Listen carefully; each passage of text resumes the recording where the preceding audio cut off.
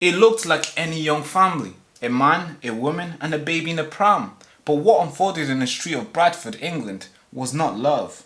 It was surveillance, coercion, and murder executed with a chilling precision. A 27-year-old mother knifed in public more than 25 times. The attacker, her husband, a man who previously held a blade to her throat in their home. Yeah, just keep that in. And today here on Newsroom, we're not just going to report the murder. We are going to be unmasking the systematic failure, the society that claims to protect women but often fail to act until blood is visible on the street. I mean literally on the street. I'm Baraka and this is Newsroom.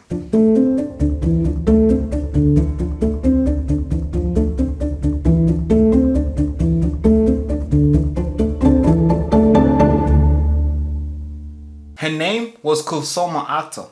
She had dreams and she had a baby boy. And she also had a husband named Habibu Masoom, 26-year-old man who turned from a partner to a predator.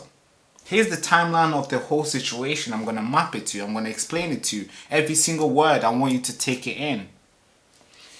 April 2023, Kulsum is living in Greater Manchester.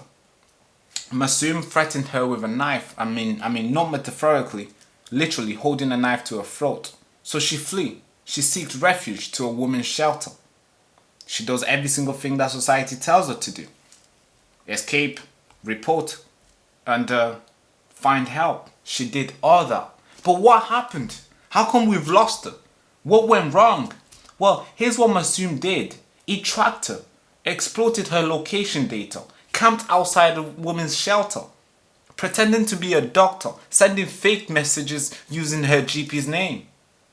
And on April 6th, Kulsum stepped outside to go meet the doctor, the fake doctor. And guess who was waiting? Masoom was waiting. And what followed then was unthinkable. Yes, unthinkable. Kulsum is pushing a pram. I'm not sure if you can see the video here. We're going to put it. Kulsum is pushing a pram in a broad daylight in Bradford city centre. Masoom approaches her. CCTV captured the whole thing. Of course, we don't have the CCTV, and if we did, we would not be able to show you because the description is already too bad. Because she was knifed 25 times, her throat was slashed, and all this happened while a 7-month-old baby was sitting there, inches away, watching his dad killing his mother. The dad walked away, calmly just walking away, hops on the bus and smiles.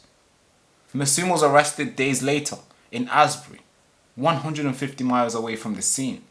He shaved his beard and he changed his clothes, tried to vanish. But guess what? Surveillance caught up to him. Ironically, the same tool that he abused to stalk his wife also stuck on him as well, in a good sense.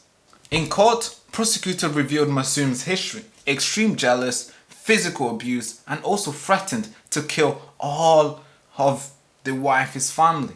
The verdict was simple, guilty of murder. That's right. And now let's talk about something that nobody wants to admit. Let's do it. Because on this channel, I'm not walking on eggshells. I will not be reporting like that, no. Because Kulsum did everything right. She left. She sought for protection. And she was failed in every single direction. And now let me ask you the tough question as well. How did Masoom get access to a location?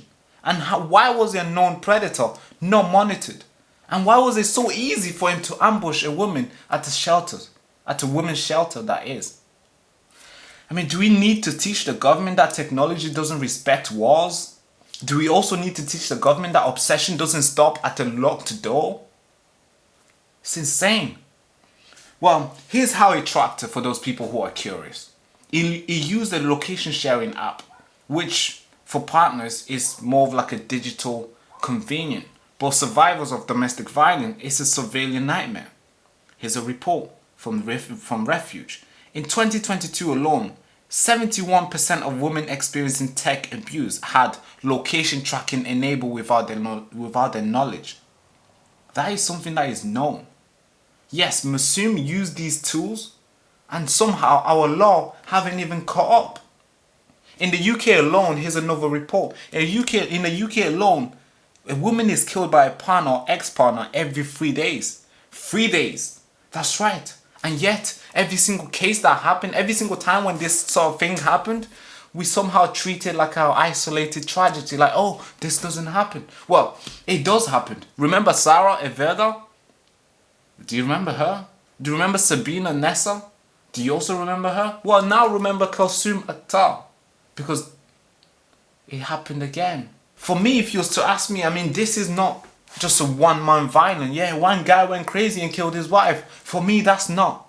It's about a system that protects abusers' right more than the survivor's safety. Because she was already in a shelter, for God's sake. She should be protected there, but she wasn't. I think it's time to stop asking victims, why didn't you leave when you first seen the sign? No, that time is over. Stop that nonsense. It's time to start asking the institution, why didn't you protect her when she first came to you? Because she was in a place where she meant to feel protected, safe, secured. But guess what? She wasn't. And today, we have to remember her name. Kalsum Akhtar, the world failed you. I mean, the country failed you. I think we owe you a better one. It's Baraka and you've been watching Newsroom.